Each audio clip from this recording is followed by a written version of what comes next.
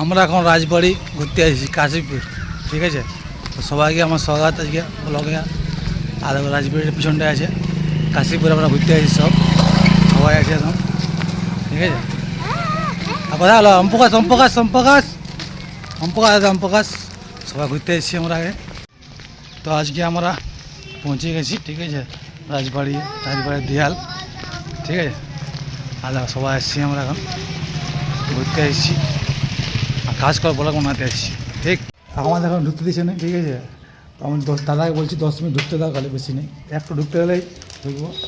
রাজবাড়ি পৌঁছে গেছি কিন্তু গেট বন্ধ এখন, ঠিক। তখন আমাদের এখন ঢুকতে দিচ্ছে না, ঠিক আছে। আমার তুলনি ওনার কিছু আসছে তখন না বলো কেন ঢুকতে দিচ্ছি, দেবে না, কেন ঢুকতে দিবে না? না আমি বলতে পারবো না।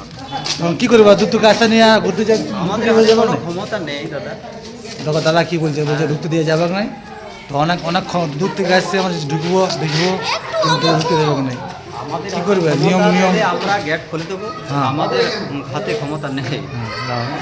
গেট লাগা আছে, ঢুকার গেটের বাইরে যা করবেন এখন হ্যাঁ। ছবি করুন, যা করো, হ্যাঁ কী করবে, পুজোতে খোলা হবে। একদিনে ঘোরা ঢুকতে দেবে না, কী করা যায়, এরকম ঘুরতে যাওয়া হয় আর কি।